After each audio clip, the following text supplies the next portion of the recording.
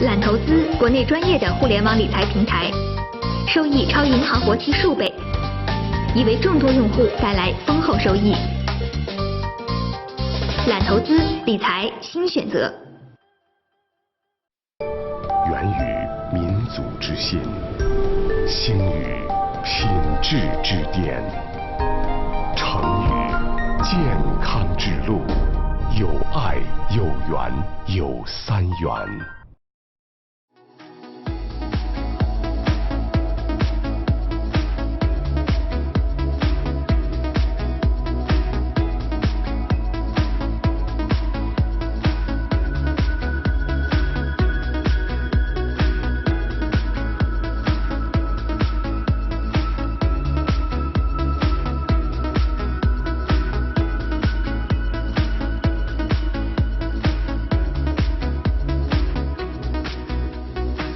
15日，2015年20国集团暨 G20 领导人峰会在土耳其的安塔利亚举行。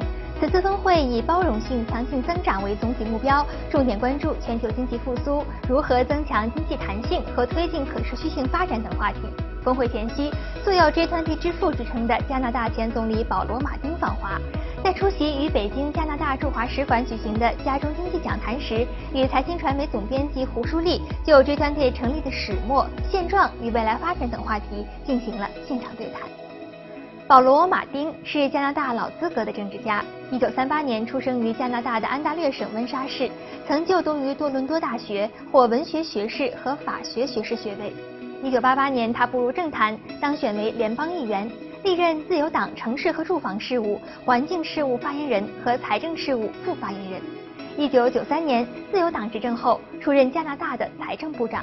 在他任职期间，加拿大实现连续5年的财政盈余，而马丁也被视作加拿大社会政策的设计师。1998年，亚洲金融危机爆发时，他积极倡导成立 G20， 推动加拿大在国际事务中发挥积极作用。2003年的12月至2006年的2月，他出任加拿大第21任总理。You are called the father of G20. Can you tell me how did you start it? In the late 1990s,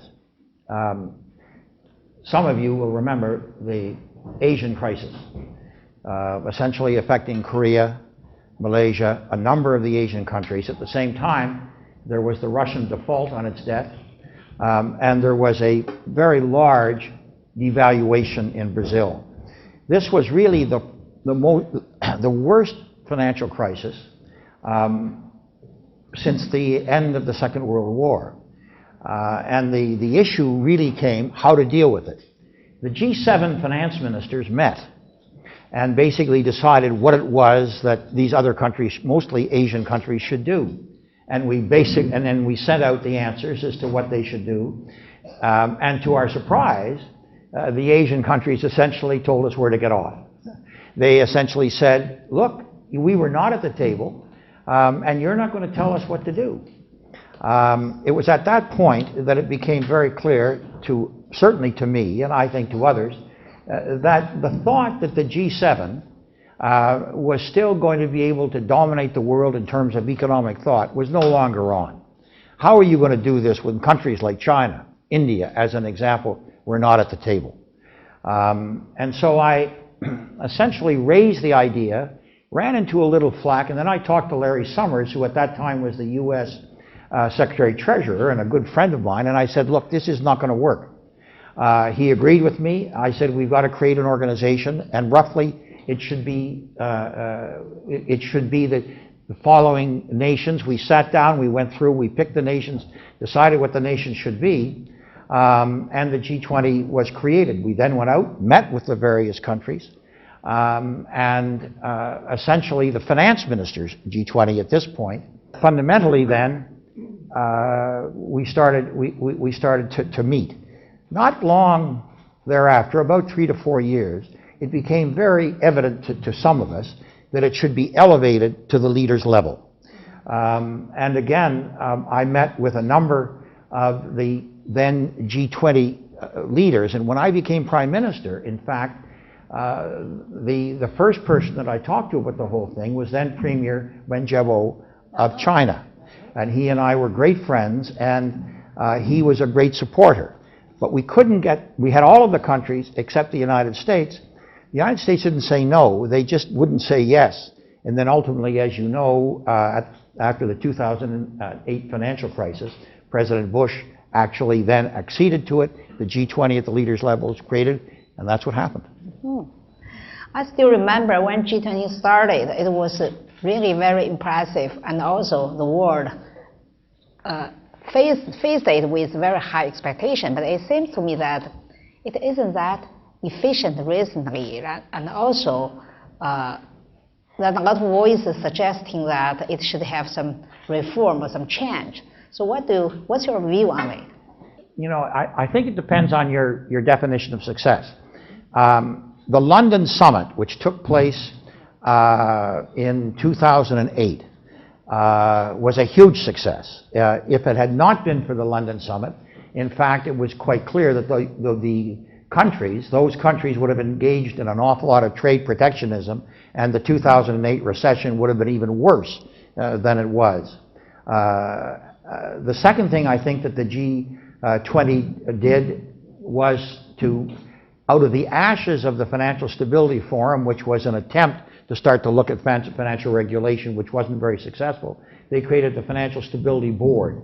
The Financial Stability Board, I believe, is really one of the great innovations of the last generation. But you are right. The fact is that since then, the G20 has had successes, but nothing like those which got it started. And that's where the great hope is for the Chinese summit. That in fact, that same degree of innovation that took place at that time will now start again. Part of the problem that exists in international issues is that countries need crises in order to act. The G20 finance ministers never would have happened if there hadn't been a crisis in Asia. It never would have been elevated to the leaders level at G20 if it hadn't been for the subprime crisis. And what happens when there is no crisis, in fact, the world begins not cooperating. This is the reason for these kinds of multilateral institutions such as the Financial Stability Board are so important. Because what you need is, in fact, an institution that is going to keep evolving despite the fact that there are no crises. And so the only thing that I can say is that's why I believe that the Financial Stability Board has got to become a treaty. It's important to understand that, and the reason why you work through the great multinationals is it's the great multilateral institutions that have the universal membership. It's not the G20. And so the G20 has got to be constantly aware of the fact that it is not acting only in the interests of its 19 countries. It has to act really in behalf of the 193 countries of the United Nations.